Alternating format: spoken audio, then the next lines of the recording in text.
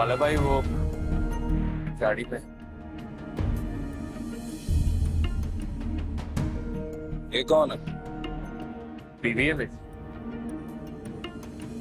आज नहीं तो कल उसने पैसे देने ही देने, और ये मौका मैं अपने हाथ से जाने नहीं दे सकता। वो ऐसी थोड़ी मैंने इस घंटी को अपने गले से बांधा हुआ है। मैंने इससे शादी इसलिए की है कि मैं सेफ हो जाऊं, और जैसे ही पैसे आएंगे मैंने इसको फारिग कर देना। सियाना हो गया तू। एक बात बता, ये सारा कुछ होने के बाद तू फारिग कैसे करेगा इसे? और क्योंकि इसको वापस भेजा तो ये तो फंसा देगी सारों को। मुसीबत है तेरे लिए ये मैंने नहीं सोचा। यार, अपना कसूल है। फांस को ना ज्यादा देर हाथ में नहीं पकड़ते, अपना ही नुकसान है। जाने दे उसे, निकालो हाथ से। तो कहना क्या चाह रहा है, मतलब क्या है? खूबसूरत चीज है ना, घरों में अच्छी नहीं लगती, बाजारों और दुकानों पे अच्छी लगती है। भला क्यों? क्योंकि उधर उनके गाहक होते हैं और उनकी कीमत लगती है, और बहुत अच्छी कीमत लगती है। क्या मतलब है? क्लियर बता। इसको साथ रखने से और इधर छोड़ने से बेहतर है तू इसे भेज दे।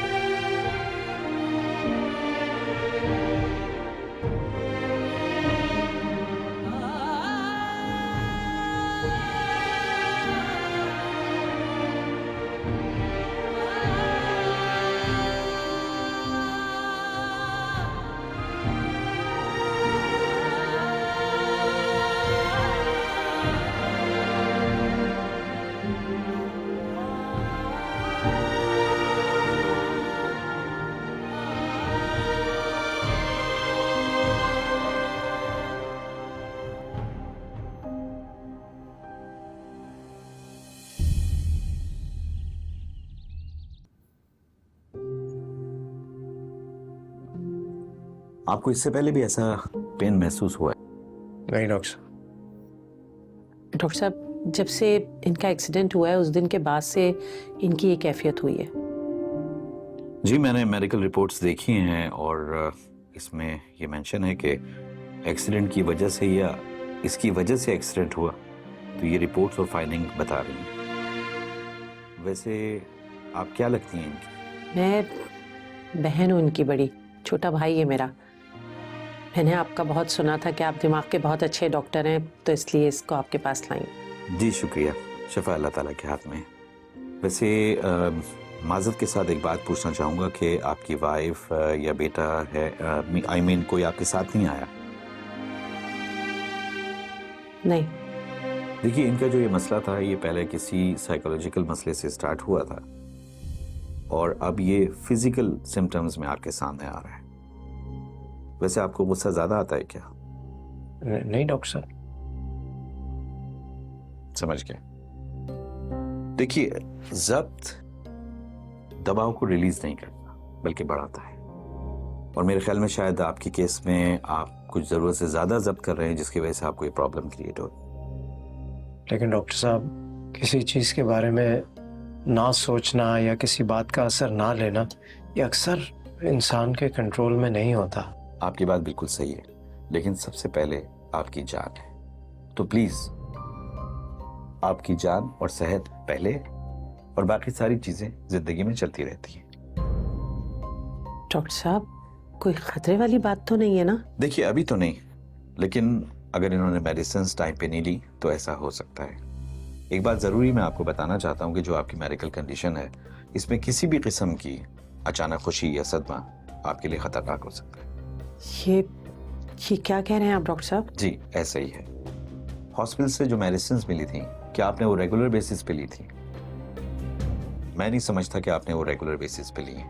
डॉक्टर साहब, मुझे नहीं लगता कि इस कंडीशन के लिए कोई स्पेसिफिक मेडिसिन मुझे हॉस्पिटल वालों ने दी है। मैं तो शायद कोई रेगुलर मेडिसिन खा रहा हूँ। अच्छा ठीक है, हम ऐसा करते हैं कि मैं आपको एक मेडिसिन लिख के देता हूँ, आप वो रेगुलर बेसिस पे लीजिएगा और नेक्स्ट वीक लाजमी मुझे विजिट कीजिएगा।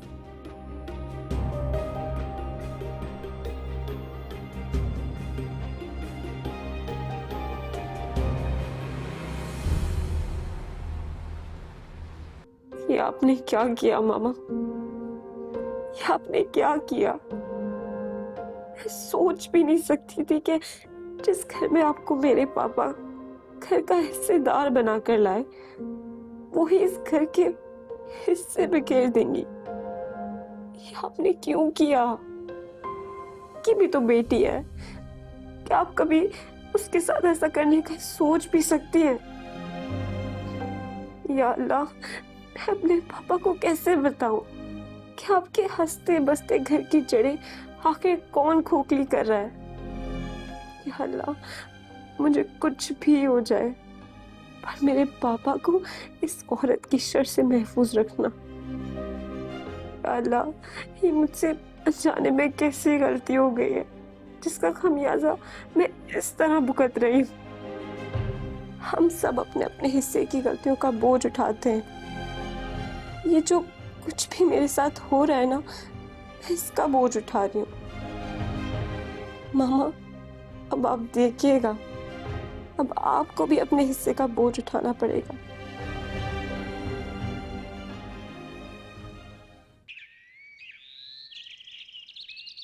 जी नहीं, मैं माजरत करना चाह रही थी।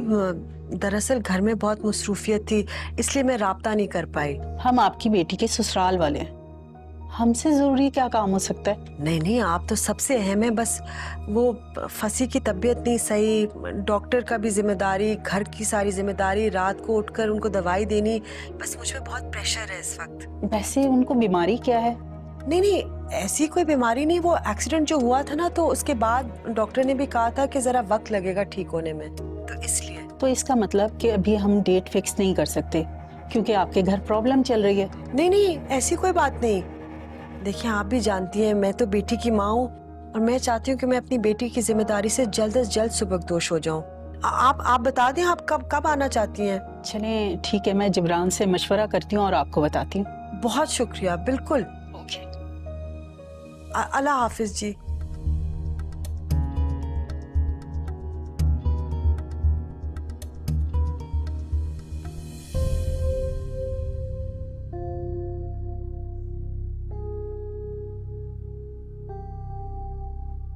अरे, आप लोग सुबह सवेरे कहाँ चले गए थे? तुम्हें इससे क्या? पापा डॉक्टर के पास गए थे। आप इतना चिढ़ क्यों रही हैं मुझसे? ऐसा तो नहीं है कि आपने मुझसे इजाजत लेकर जाना था, मैं तो वैसे ही पूछ रही थी। तुम्हें बता के करना भी क्या था? तुम तो आजकल पता नहीं किन चक्करों में हो। जरा सा भी ध्यान या ख्याल है तुम्हें फंसी का? पापा, क्या? बोलने दो मुझे। तुम्हें पता है डॉक्टर ने क्या कहा है? कोई भी अचानक की खुशी की खबर या सदमा इसकी जान ले सकता है, लेकिन तुम्हें क्या? फंसी को सदमा दे रही। मैं तो फंसी को संभाल रही हूँ। जाएं, तलाश कीजिए उसको जिसने असल में इनको सदमा दिया है। तबस्सुम आपा, प्लीज, मुझे किसी से कुछ नहीं चाहिए।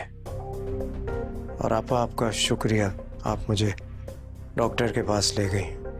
अगर मेरी तबीयत कुछ ठीक होती तो मैं खुद चला जाता।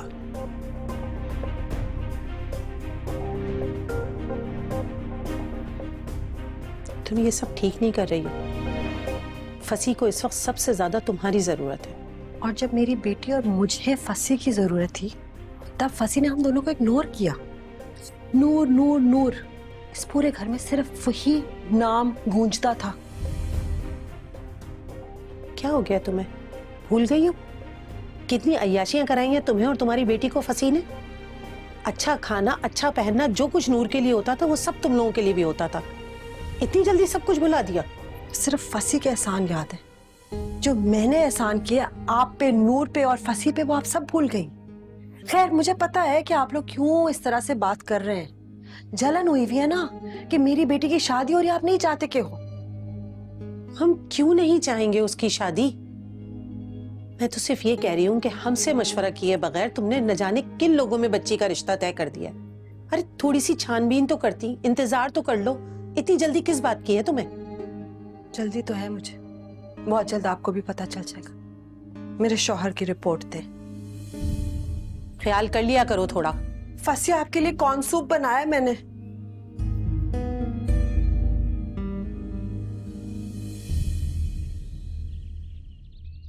हाँ, तो तुमने सारी ईमेल्स कर दी थी? जी सर। और वो जो नेटवर्किंग का प्रॉब्लम आ रहा था वहाँ टीम भेज दी थी? जी सर, भेज दिए, वहाँ पे काम चल रहा है। ठीक है, मुझे इन्फॉर्म रखना। और मेरे लिए कोई जरूरी कॉल तो नहीं आई? सर कोई जरूरी तो नहीं, लेकिन कॉल आई थी मिस सोनिया की। सोनिया की? तो उसने मुझे डायरेक्ट कॉल क्यों नहीं की? नो सर, उन्हें आपसे नहीं, उन्हें मुझसे बात करनी थी। वो कह रही थी कि उन्हें हमारे ट्रैवल एजेंट का नंबर चाहिए, उन्हें असल में कनाडा के लिए बुकिंग करवानी है। अच्छा, तो नंबर दे दिया तुमने? जी। ओहो यार, मुझसे पूछ तो लिया करो। अब ट्रैवल एजेंट को कॉल करके बोलो कि जब तक मैं ना बोलूं कोई टिकट बुक ना करे। ठीक सर। ओके, अल्लाह हाफिज।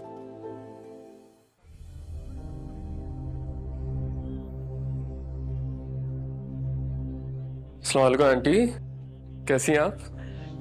सब खैरियत है? आपने मुझे यहाँ क्यों बुलाया है? मैं यहाँ जाता आपके घर पे, या आप मेरे घर आ जाती? तुमने ऑफिस फोन किया था? हाँ, क्यों? तो मुझसे क्यों नहीं कहा? मुझे लगा तुम बिजी हो गए।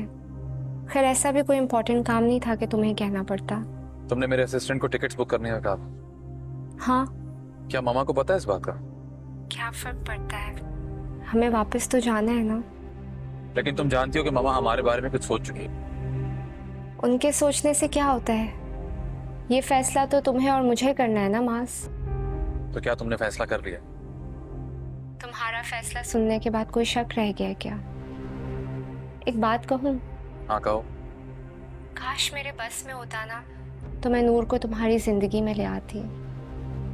तुम्हारे बारे में नहीं जानती, लेकिन मुझे इतना अंदाजा है कि वन साइडेड मोहब्बत दो तरफा मोहब्बत से ज़्यादा इंटेंस होती है। Anyways, my best wishes are with you मास। अगर तुम्हारे असिस्टेंट ने तुम्हें बता ही दिया है तो उसे कहना कि एजेंट को कहे कि इस बार विंडो सीट की जगह आयल सीट बुक कराए। मैं शहर को छोड़ते हुए देखना नहीं चाहती। बाय।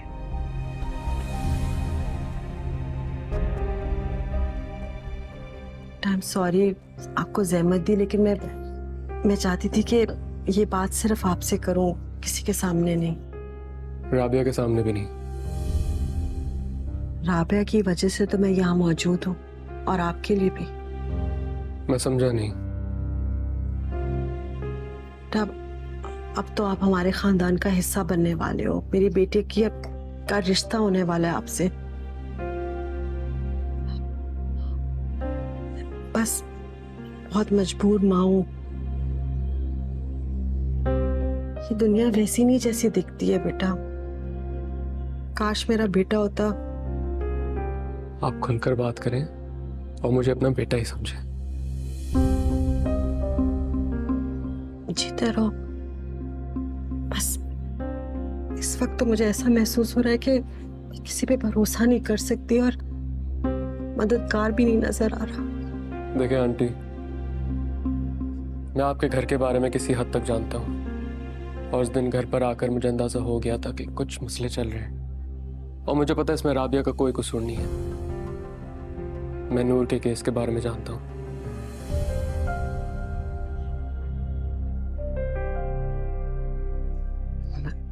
राबिया ने बताया? नहीं नहीं आंटी, बस वो छोड़े, ऐसी बातें छुपती नहीं है। बेटा आपकी अम्मी को भी पता है? किसी को भी नहीं पता। मैं गैर जिम्मेदार इंसान नहीं हूँ। आपकी इज्जत मेरी इज्जत। शुक्र अल्हम्दुलिल्लाह। बस अब मुझे यकीन आ गया है कि मेरी बेटी आपके साथ सुखी और बहुत खुश रहेगी।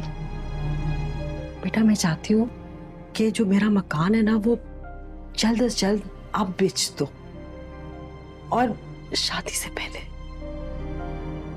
मैं पूछ सकता हूँ कि इतनी अचानक से नौबत कैसे पेश आ गई, और इससे मेरी शादी का क्या ताल्लुक है? बेटा अब आपसे क्या छुपाना, जब से फसी का एक्सीडेंट हुआ है वो पुराने वाले फसी नहीं रहे, कि याददाश्त जा रही है, तबीयत खराब रहती है।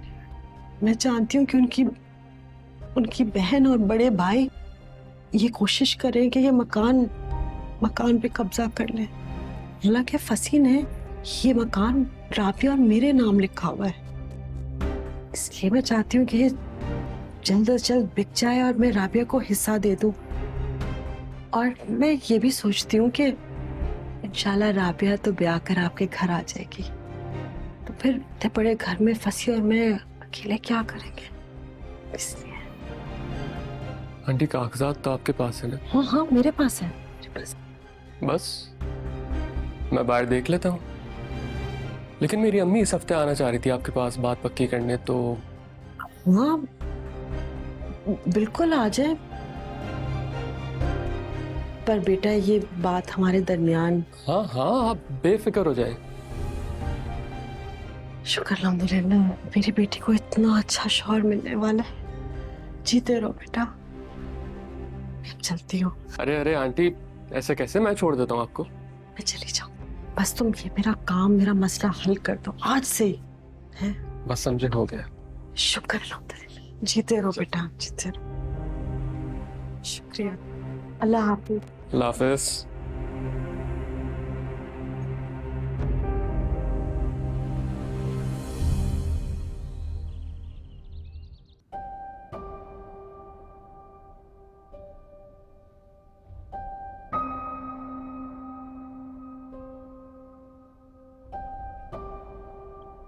अरे आपने क्यों तकलीफ की, मैं खा लेता दवाई। अरे पहले भी तुम्हारी दवा का नागा हो चुका है, दवा वक्त पर खाओ।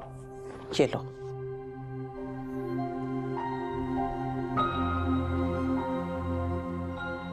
इस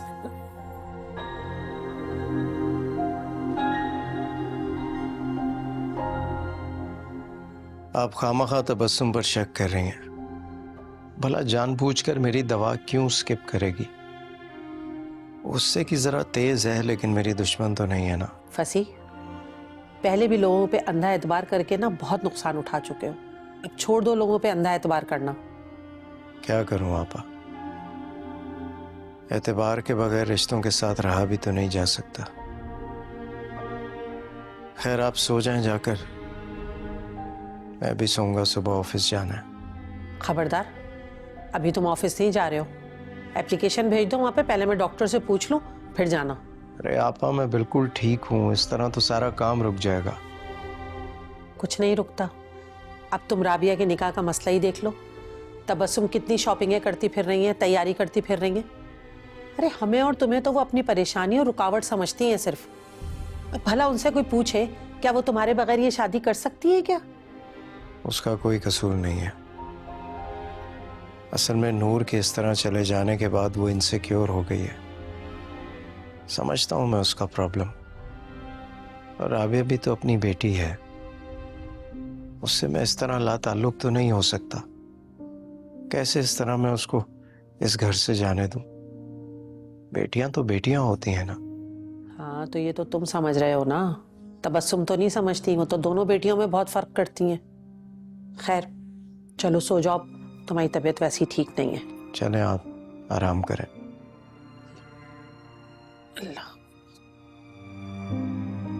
मेरा ख्याल है कि अब हमें तैयारियां शुरू कर देनी चाहिए। अच्छा दुर्दाना, मुझे ये बताओ कि सोनिया का फेवरेट कलर कौन सा है? नाला उसको सब कलर्स पसंद है, लेकिन लाइट पर्पल उसका फेवरेट कलर है। गुड, तो फिर मैं ऐसा करती हूँ कि पर्पल कलर की ड्रेस का ऑर्डर दे देती हूँ। मैं तो ये चाह रही थी कि सोनिया मेरी पसंद का ड्रेस पहने, और तुमने तो मेरी मुश्किल ही हल कर दी। Purple is also my favourite colour. नाला ये आप क्यों कर रही हैं? आज तक कितने दिन हो गए मास ने अपना इंटरेस्ट जाहिर नहीं किया, और मैं आपको ये पहले भी बता चुकी हूँ कि मैं कोई ऐसा फैसला नहीं लूंगी जिससे सोनिया हर्ट हो। दुर्दाना, तुम मुझे जानती नहीं हो क्या? मैं कोई ऐसा काम नहीं करूंगी जिससे कोई हर्ट हो। मैं सोनिया को अच्छी तरह से जानती हूँ, वो मास को पसंद करती है, और मास वो भी सोनिया को अच्छी तरह से जानता है। दोनों को एक दूसरे की पसंद के बारे में मालूम है, और जब एक दूसरे को जाना जाता है तो अंडरस्टैंडिंग भी हो जाती है। लेकिन नायला ऐसा नहीं हुआ। देखो नायला, मुश्किल के वक्त में तुमने हमारा साथ दिया, इवन माज ने, लेकिन शायद वो सोनिया को एक्सेप्ट करने के लिए तैयार बिल्कुल भी नहीं है, और इसीलिए सोनिया आज वापसी की बुकिंग करा रही है। We are leaving. मुझे लगता है तुम मास को भी सही तरह जानती नहीं हो। वो कुछ भी कर लेगा, लेकिन मेरी बात कभी नहीं टालेगा, और वो ये भी जानता है कि मैं जो भी करूंगी उसकी भलाई के लिए करूंगी, उसकी बेहतरी होगी उसमें। और तुम्हें मैं एक और खबर दे दूं, मास ने तुम लोगों की बुकिंग कैंसिल करा दी है। क्या ये क्या कह रही हो? जी, बड़ी दूर की निगाह रखते हैं हम, सब बातें पता चल जाती हैं। अब तुम ऐसा करो कि कनाडा फोन करो और उन्हें बता दो कि तुम लोग अभी नहीं आ रहे, और यहाँ तुम्हारे जो भी रिलेटिव्स हैं ना, उन्हें इनवाइट कर लेना। हम मंगनी की एक छोटी सी तकरीब कर देंगे, और मुझे लोगों की कोई परवाह नहीं कि लोग क्या कहेंगे कि मिसेस नायला ने अपने बेटे की मंगनी इतनी सादगी से की। आई डैम केयर। जब मौका मिलेगा तो बड़ा इवेंट भी कर लेंगे। क्यों? Naila, it sounds perfect. अल्हम्दुलिल्लाह, इससे अच्छी बात तो कोई हो नहीं सकती। और तुम परेशान मत हुआ करो, इंशाल्लाह सब ठीक हो जाएगा।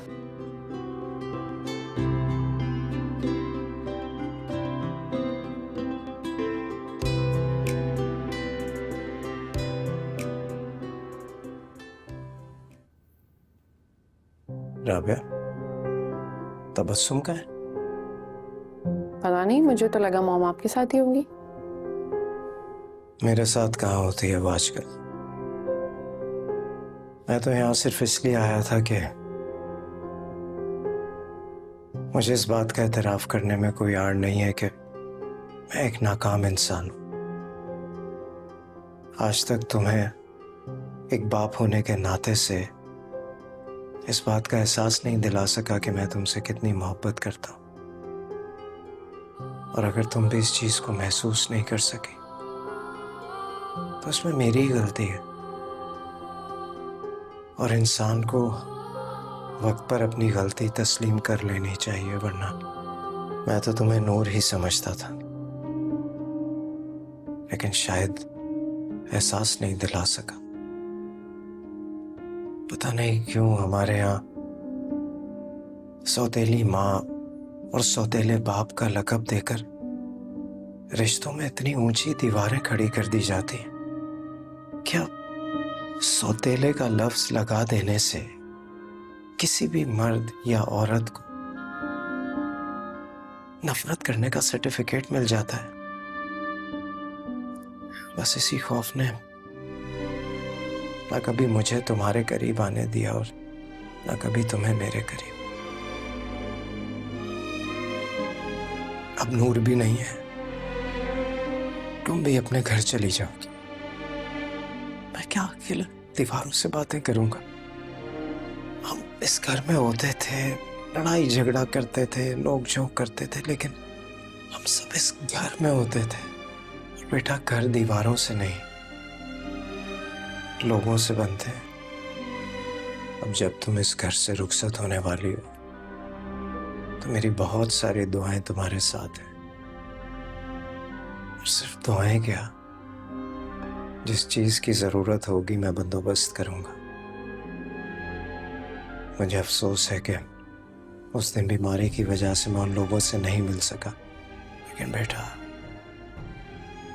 I miss you.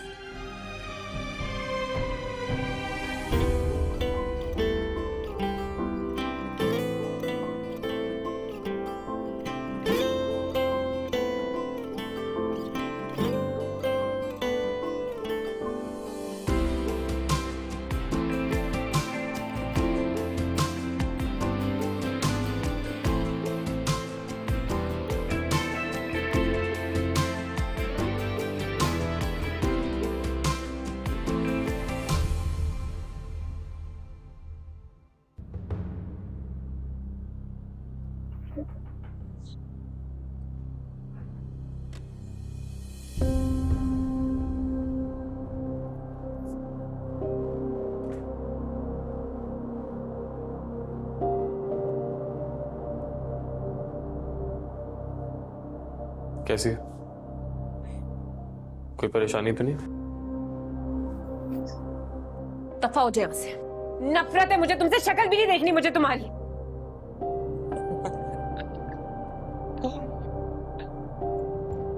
नफरत, ये लफ्ज नया नहीं है मेरे लिए। इस लफ्ज के साथ ही तो बड़ा हुआ हूं मैं। तुम पैदा क्यों हुए?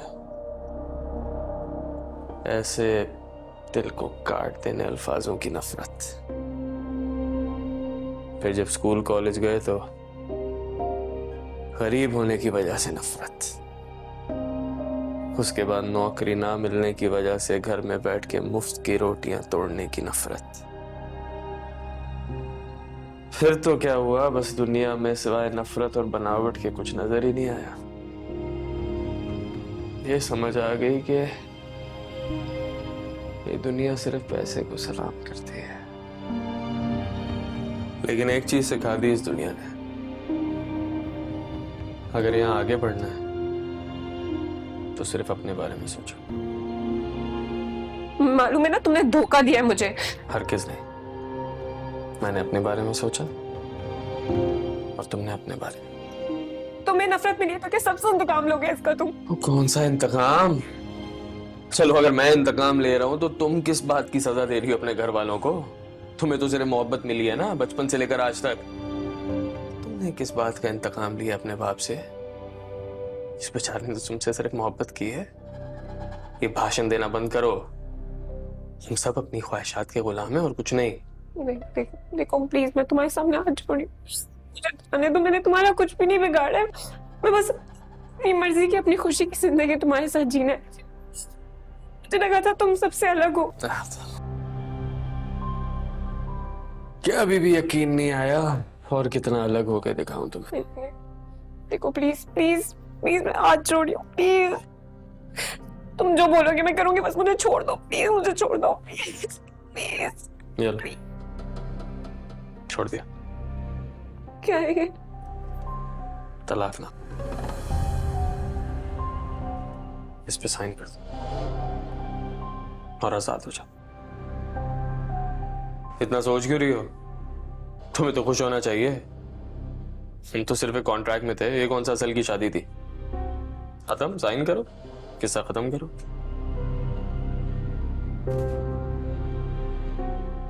मैं ये सोच रही हूँ कि एक इंसान किस हद तक गिर सकता है। इंसान नहीं हो तुम, शैतान हो तुम, शैतान। इंसान के दिल में तो फिर कहीं ना कहीं रहम आ जाता है ना, उसको अपनी गलती का एहसास हो जाता है कहीं ना कहीं। लेकिन तुम उन लोगों में से हो जिनके दिलों पे ना अल्लाह ताला ने मोहर लगा दिया है। मुझे सब पता है कि तुमने ये सब कुछ क्यों किया है, पता है मुझे। अच्छा, क्या पता है? हमें भी तो पता चले। तो सुनो, मुझे सब पता है कि ये सारा ट्रैप तुमने और मेरी सौतेली माँ ने मिलके बिछाया है। मैं सोचती थी मेरे बाप के पास कौन सी दौलत है, क्या हासिल होगा तुम्हें इससे। लेकिन तुम्हारे शातिर दिमाग का ना मुझे अच्छी तरीके से अंदाजा हो चुका है। लेकिन तुम देखना अपना अंजाम देखना। तुम इतना बुरा होगा ना तुम्हारे साथ, तुम बस देखना शाहनवाज। अच्छा, तो तुम्हें सब सच पता चल गया। ठीक है, अच्छा हुआ। एक ना एक दिन तो तुम्हें पता चलना ही था। तो अब ये भी सुन लो, जब तक तुम्हारी सौतेली माँ मुझे मेरी रकम नहीं पहुंचा देगी तुम यहाँ से कहीं नहीं जाने वाली, और उसके बाद तुम आजाद हो। कानून तुम्हें नहीं छोड़ेगी। कानून, इसको साइन करो और छुट्टी करो।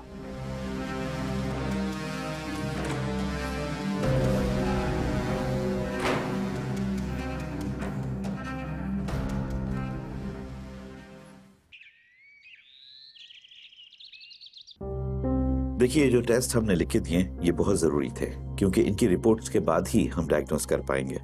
वैसे कैसा महसूस कर रहे हैं फसी साहब आप? बज़ाहिर तो देखने में नॉर्मल है, लेकिन फसी के सर का दर्द नहीं जा रहा डॉक्टर साहब। जी देखिए, फसी साहब की बीमारी की वजह जो है वो स्ट्रेस है, और वो बड़ी खतरनाक भी साबित हो सकती है, और उस दिन उनको ब्रेन हैमरेज भी हो सकता था। उनकी जो बीमारी है वो पोस्ट ट्रॉमेटिक स्ट्रेस डिसऑर्डर कहलाती है। देखिए ना डॉक्टर साहब, जिंदगी है, उतार चढ़ाव तो चलता ही रहता है, कभी कोई मसला कभी कोई मसला, लेकिन ऐसा क्या है? देखिए, फसी साहब की बीमारी का ताल्लुक किसी नॉर्मल लाइफ साइकिल से नहीं है, और ना ही एज से। डॉक्टर साहब, आपने जो दवाएं तजवीज की हैं वो तो फसी प्रॉपर ले रहा है, लेकिन सर का दर्द उसका नहीं जा रहा। अब मैं आपको क्या बताऊं डॉक्टर साहब, फसी ना असल में अपने घर की तरफ से बहुत परेशान है। बीवी उसका ख्याल नहीं रखती है, और ऑफिस भी नहीं जा पा रहा है, और सबसे बढ़कर ये कि देखिए, मुझे खुल के बताइए, क्योंकि डायग्नोसिस के लिए हिस्ट्री जानना बहुत जरूरी है। डॉक्टर साहब, फसी की बेटी जो मेरी भतीजी है, फसी उससे बहुत प्यार करते थे। बस डॉक्टर साहब, अचानक वो घर से चली गई है, और पता चला है कि उसने शादी भी कर ली है। बस यही गम फसी को खाए जा रहा है। ओह आई सी। औलाद की मोहब्बत बेलौस होती है, और उनका दिया हुआ दुख नाकाबिल बर्दाश्त। देखिए, हमारी मेडिकल प्रैक्टिस यही बताती है कि 80% बीमारियों की वजह ज़हनी सेहत की खराबी है। क्या करें डॉक्टर साहब, फसी के सर का दर्द मुसलसल चल रहा है, और वो है कि अपनी तकलीफ किसी को बताता तक नहीं है। देखिए, इनकी रेमेडी जो है वो ज़हनी सुकून है, दवाइयाँ तो बाद में काम करेंगी। वैसे क्या इनकी बेटी से राब्ता नहीं हो सकता? नहीं डॉक्टर साहब। ओह आई सी। क्योंकि मैं समझता हूँ कि अगर इनकी बेटी से राब्ता हो तो इनकी तबीयत कदरे बेहतर हो सकती है, बल्कि हो सकता है वो ठीक भी हो जाए। लेकिन कैसे डॉक्टर साहब, हमें तो कुछ पता ही नहीं कि वो है कहाँ। ओह, ये तो बहुत तशवीशनाक बात है। खैर, आप अपनी कोशिश जारी रखिए। बाकी ये कि जो मेडिकल रिपोर्ट्स आ जाती हैं तो फिर हम देखते हैं कि आगे क्या डायग्नोस करते हैं, लेकिन दवाएं इनकी जरूर जारी रखिएगा। ठीक है डॉक्टर साहब।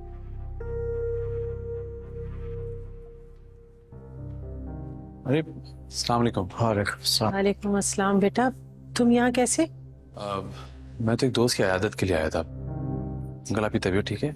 नहीं, फसी की तबीयत ठीक नहीं है। अरे आपा, ठीक तो हूँ मैं, क्या हो गया आपको? अरे डॉक्टर बता रहे हैं पता नहीं कौन सी बीमारी, जिसका मुझे नाम भी याद नहीं। बस उन्होंने कहा है कि इसको हर टेंशन से दूर रखना है। आप परेशान ना हो, इंशाल्लाह सब कुछ बहुत जल्द ठीक हो जाएगा। अरे फसी, देखो यही होता है इसको। क्या बात है बता नहीं रहा है, बस अंदर ही अंदर घुले जा रहा है। अब मैं आपको घर छोड़ दूं?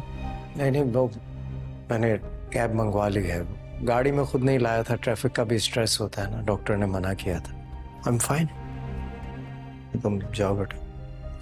अच्छा बेटा, आ जाओ फसी, संभल के। Thank you. चल चलो।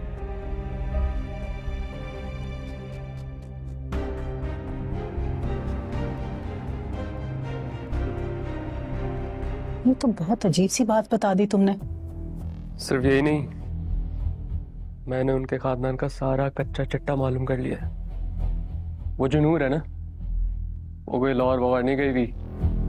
तो फिर? मोहल्ले के किसी शख्स के साथ भागी हुई है। चालाक औरत है और हमें बेवकूफ बना रही है। मैं अभी फोन करती हूँ। अरे नहीं नहीं माँ, ये नहीं कीजिएगा, थोड़ा सब्र कीजिए।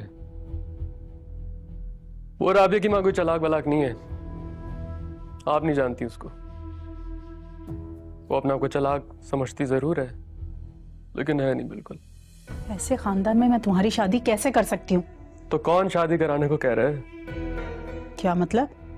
मतलब ये है कि उन्होंने हमारे साथ चालाकी खेली ना, हम उनके साथ खेल लेंगे। मुझे कुछ समझ नहीं आ रही कि तुम कह क्या रहे हो।